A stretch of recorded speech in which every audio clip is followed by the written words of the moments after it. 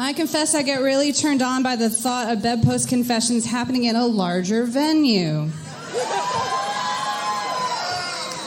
I guess that makes me a size queen. This podcast is intended for those 18 and over.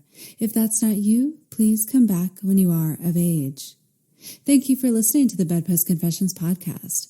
BedPost Confessions is an Austin-based live storytelling series featuring smart, sexy stories. Between performers, we ask audience members to anonymously submit anything worthy of a confession, which is then read aloud by one of our producers. The performance you're about to hear was recorded on December 19th, 2013. Charlie Knox will share her piece, My New Slit. Here is Charlie. The first thing that I remember hearing when I woke up from the anesthesia was they took all of it.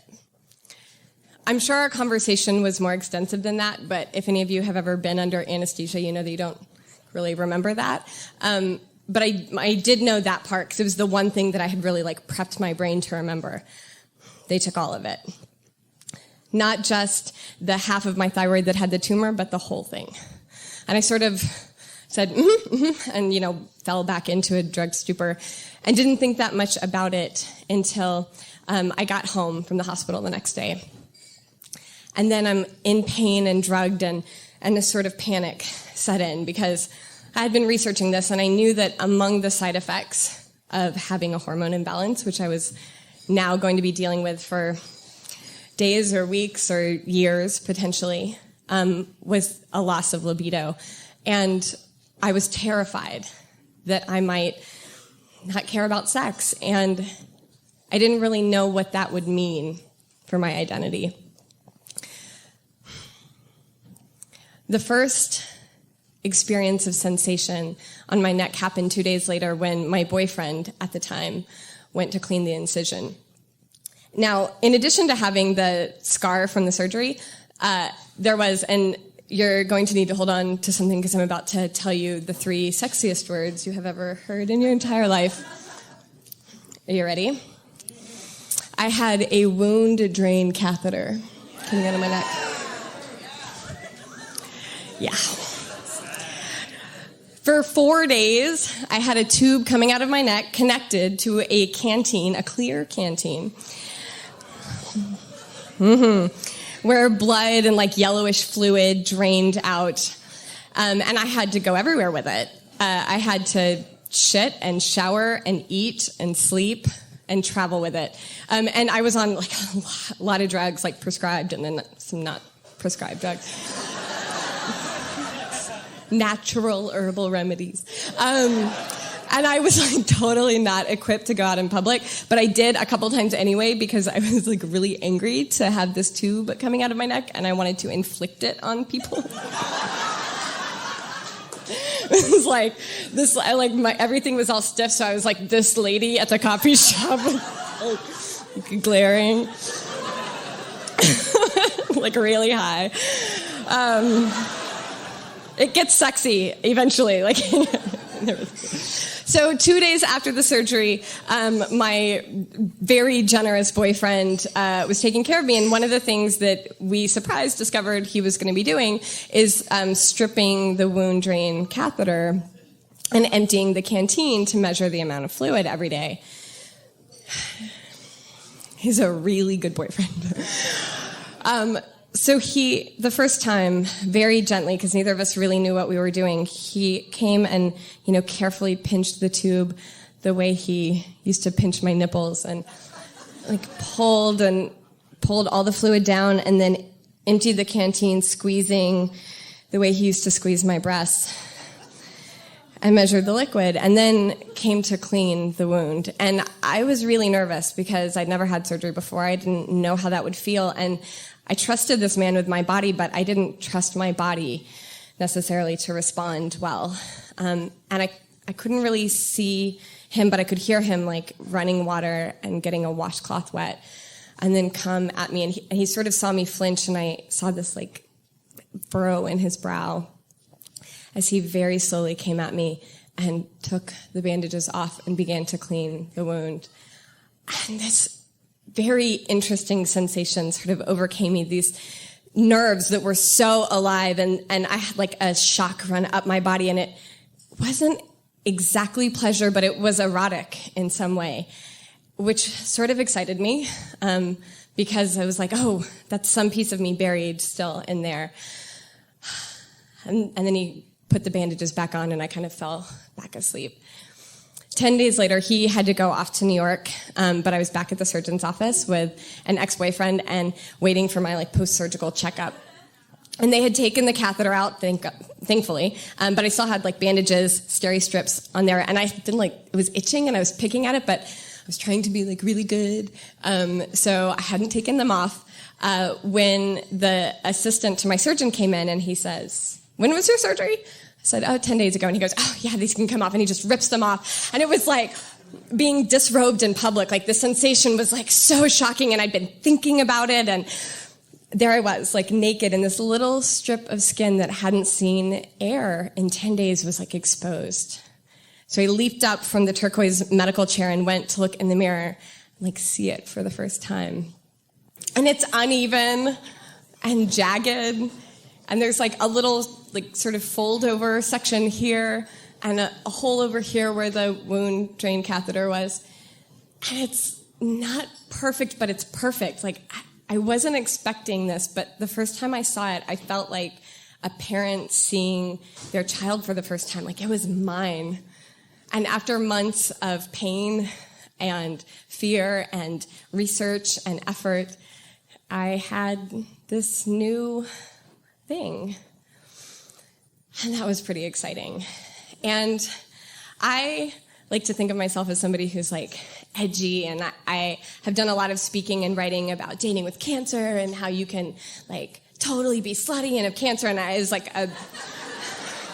a thing that I had really built up about myself. So I started bragging on Facebook and Twitter about how I was writing this piece that you're hearing. And I'm it's called My New Slit. And it's about how I'm going to masturbate while I touch my neck, because it's really erotic, because I'm really edgy like that. So I was and I was getting all this great feedback, and so I was well, I have to actually do that. I'm going to write about it. So I, kind of get all settled one night and start masturbating and touching my neck is actually really kind of exciting. So the tissue's all sensitive and it feels really good, but my neck and shoulders were really jacked up from the surgery because they put you in really fucked up positions to operate on the front of your neck. So I couldn't actually really hold the position. So I was okay, put a bookmark in this, and maybe in a couple weeks, I'll when I can actually make this all work, I'll come back to it. So a couple weeks later, I've done yoga and acupuncture. I actually did acupuncture by Sadie, in her living room, or and I'm feeling better, and I'm okay, here we go. And I stick my hand down my pants, and I go to touch my neck, and it's numb. Because that's how the healing process works. But I wasn't ready for that, and I thought about lying to you, because I'd kind of already written it in my head, I was whatever, I had it how it was going to go. So anyway, I thought about lying, and I just kind of put it to the side for a couple weeks. And then I was Skyping with my boyfriend, and he hadn't actually seen it yet because he'd gone out of town before the bandages were removed. And I was "You have to see this." And I held my neck up to the camera, and I said, "Look, see this little bump right here? That's the clit. And then see right here? That's the pussy. And then see this hole right here? That's the asshole." And he said, "You are the only person in the entire world that would have a pussy on their neck." And he said, "Man, the next time I see you, I'm totally going to come all over that pussy." And I think that I can speak for both of us when I say that we were both really shocked at my reaction to that. It was something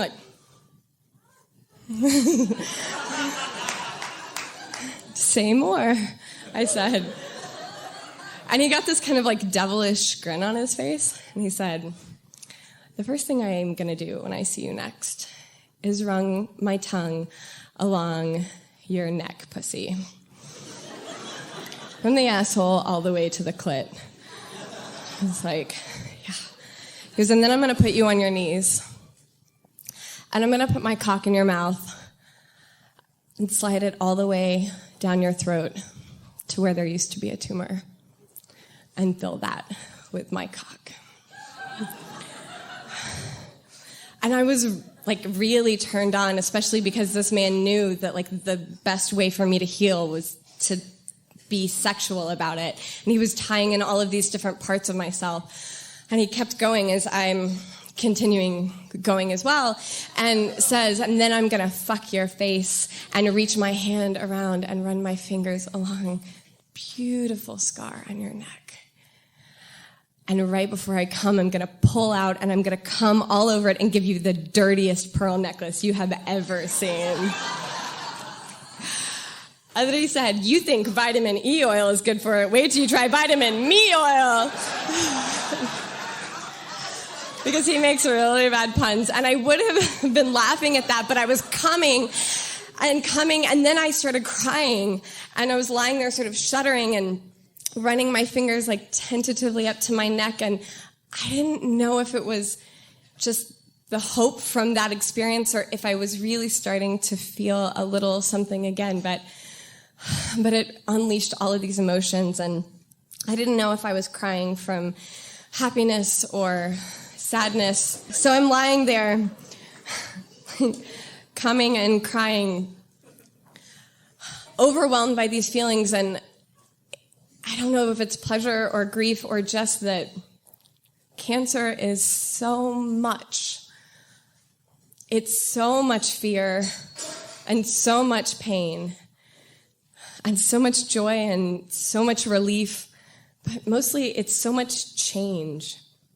My body in the last year and a half since I was diagnosed has changed so much underneath me. Big changes and little changes, and the scar even healing faster than I was. But the truth is that our bodies are changing all the time anyway, right? Whether you have cancer or not. And we can either pretend like they stay the same, how we know them, how we want them to be, lie about it, or wrap it all up and fuck it. Literally fuck it. Until we come with the pleasure and the pain and the gratefulness for our brief, precious lives. Thank you. Come to 1, 2, what you do to cool, son? Fuck are you into, huh? Niggas better do run. You could get shot, homie, if you want to. Put your guns up. Charlie Knox is a semi-retired dating coach and OkCupid expert. She has been listed in recent years' top 100 sex bloggers and sex blogging superheroes, and is the 2014 Los Angeles Body Storytelling Grand Slam champion. The Huffington Post blogger has spoken at high schools, colleges, and conferences across the country about dating and sexuality and chronic illness. More at charlieknox.com. BedPost Confessions is produced by myself, Mia Martina of the I Want Your Sex podcast at miaontop.com, Julie Gillis of juliegillis.com, and Sadie Smythe of that'swhatsadiesaid.com. Podcast audio production by Ian Danskin at innuendostudios.com. You can find links to all of our websites and more information about BedPost Confessions at bedpostconfessions.com. You can also confess with us at BedPost Confessions on Facebook and BedPost Confess on Twitter, where we tweet audience confessions. Chime in and add yours. Until next time, we'll leave you with a few other confessions from the audience. I confess. I pre-arrange booty calls in advance to keep myself from fucking on first dates. Brilliant. That's a complicated system. I confess 2013 was the best year of sex yet. Can't wait to see what 2014 has in store. Thank you, sweetie. I confess, I want mistletoe tattooed above my pubes. so that everyone kisses me under it, and I come more than once a year. Oh, my goodness. That's cute.